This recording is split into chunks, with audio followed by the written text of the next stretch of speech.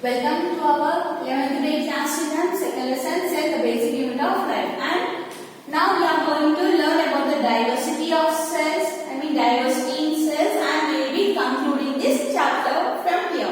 Okay, so the meaning of diversity is that having various numbers. Till now you have come across many number of cells, isn't it? Like the onion peel cells and the examples like onion peel cell and the human cheek cells.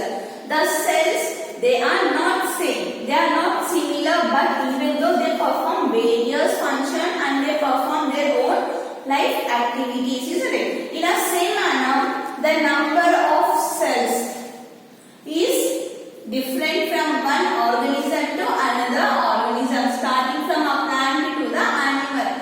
The number and the shape of the cells are different, and even the functions which they perform, the work they do, is also different from one cell to the another cell. So based on a cell, based on the presence of cell and organism is categorized into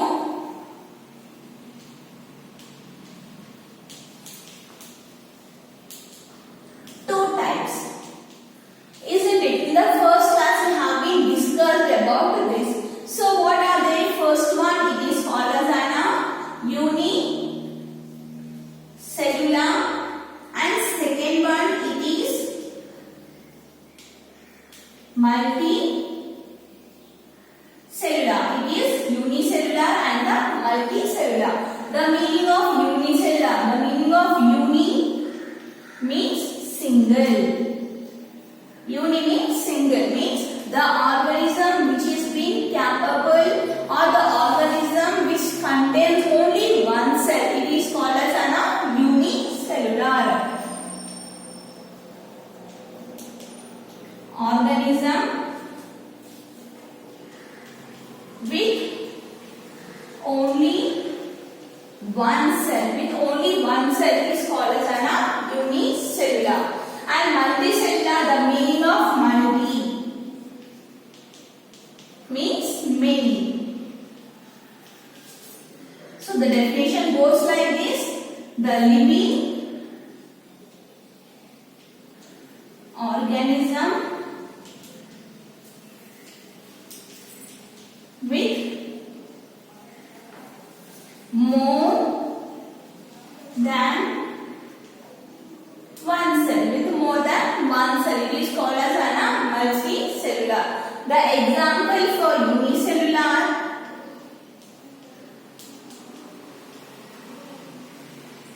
bacteria,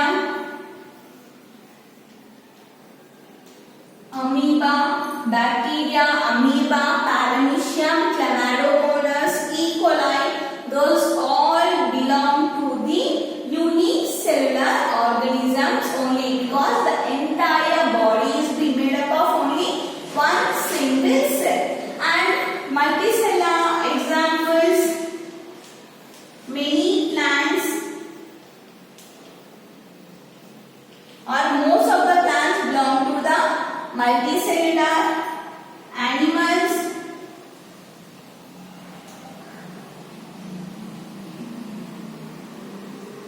whale, etc. So those all belong to the multicellular organisms only.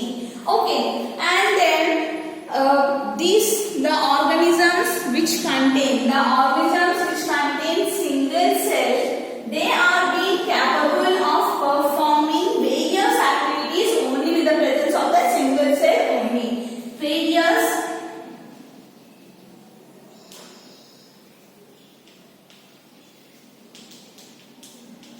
Various life activities like respiration, food intake,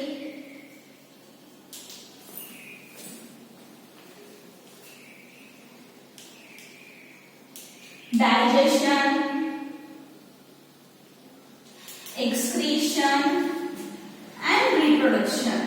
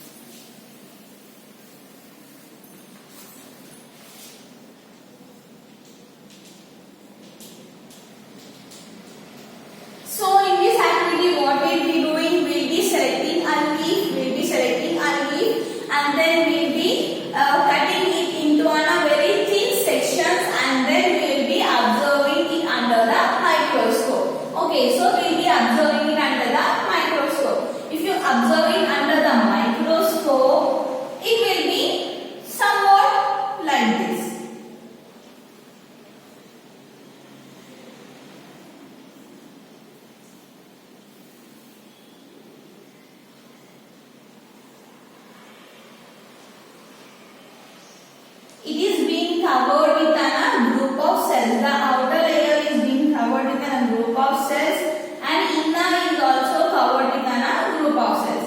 And this we call as an epidermis. This one as an vascula. Vascular bundles, pith, and then cortex. And then the cortex. The epidermis, what is the function of epidermis? The epidermis will be giving protection to the inner cells. It will be a rigid cell and it has a mechanical support also. It will be giving mechanical support also to the internal organs. And the cortex. It plays a second layer after the epidermis, which gives another layer, and then vascular bundles, which will be holding the water and it will be helping in transpiration. And the function of the pith, it will be storing the food material, which can be used for the further purposes also. So that is about the observation of leaf under the microscope. And then observation of various cells. Observation of various cells. Once look over here, children.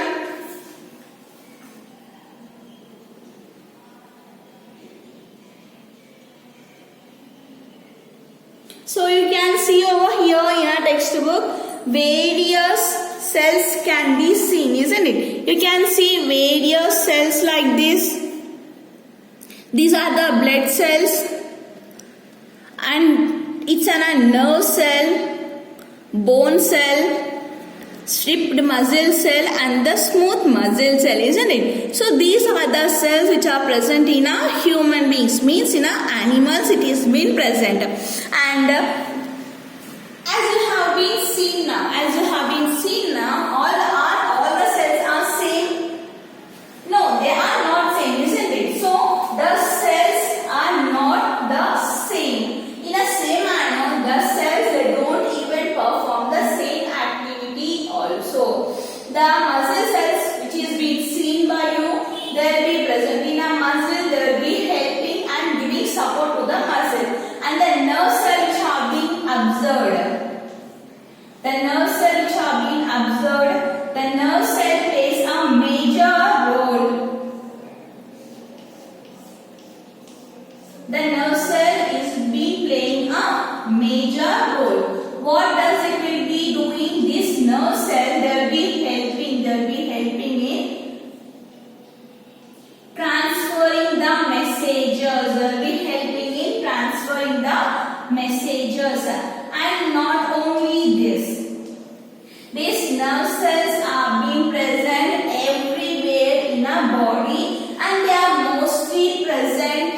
They are present more in number in a backbone of our body, so that it will be giving information from one organ to the another organ in a very rapid manner. And the same type of nerve cells can be seen even in a elephant body also. The function of the nerve cell is same as in a humans, in a elephant also, in a animals also. The presence of the nerve cell. As I say to children, the cells, they are of a different shape and structure. In a same manner, they are not performing the same activity. The activities means the work done by them is different from one cell to the another cell. And talking about the unicellular organism, about the amoeba. About the amoeba, you can make any picture like this, because the amoeba doesn't have a definite shape and the structure. The amoeba, it doesn't have a definite shape and a structure, so you can make as your wish. Okay, so the amoeba consists of nucleus, cytoplasm, which are being discussed in our previous class, isn't it? And certain other organelles also. And this amoeba, as it doesn't have any definite shape and structure, it will be moving from one place to the another place called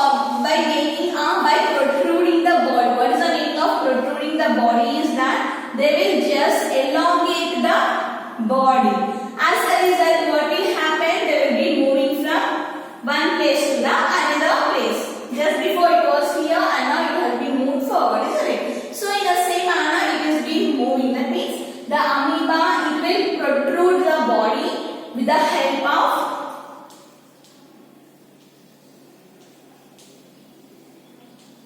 and we call it as an pseudopodia. We call that as an pseudopodia. And what is the meaning of pseudopodia? What is the meaning of pseudopodia? Pseudo means movement and podia means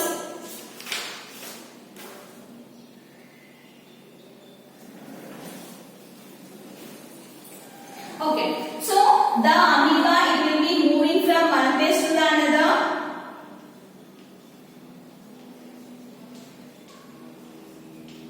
By protruding the body, isn't it? By protruding the body, and we call it as an pseudopodia. And what is the meaning of pseudo means false, podia means feet. So by using a false feet, it will be moving from one place to the another place. So we call that movement as an pseudopodia, protruding the body. And by this movement, the amoeba, it will be moving its body from one place to another place, and it will be getting the food also. So how it will be getting the food? For example, the food is here. Then it will be moving with the help of the pseudopodia by protruding the body, and then it will be moved and it will come and settle on the food material and it will engulf the food into the body. So that is how the amoeba, it will be getting the food, or it will be intaking the food. Okay.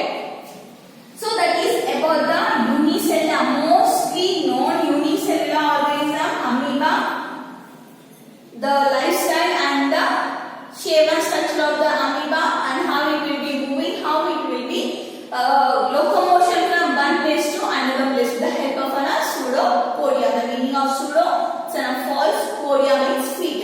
So with the help of the false feet, it will be moving, it will be locomoting its body from one place to another place. In this, it will be moving from one place to another place, and it will be getting the food also by this pseudopodia. And the importance of the cell is that you learn the cell, as I said you in our previous class also, the cell is being present in every part, isn't it? Without the cell, there is no organism. That is the importance of a cell, so we call this a basic unit of life. The smallest cell is 0.1 to 0.5 micrometers, which is present in a bacteria. As a result, it is called as a microorganisms, which cannot be seen with our naked eyes. And the largest cell is, this is the largest cell. If you do this, you will get the size of the cell. It is an egg of an ostrich. It is the egg of an ostrich. So the size of an organism,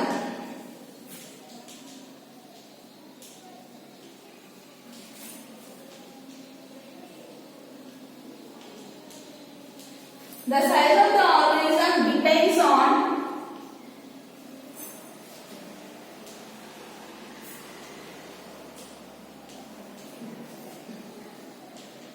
number of cells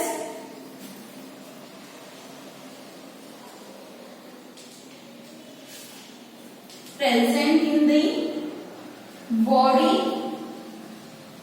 and not on the size. Not on the size. So based on this, we will be categorizing the size of an animal, the importance of an animal. So I will read once again. The size of an organism depends on number of cells present in the body and not on the size. Okay, so by this we will be concluding our lesson. Second lesson, set the basic unit of life. Hope you all understood.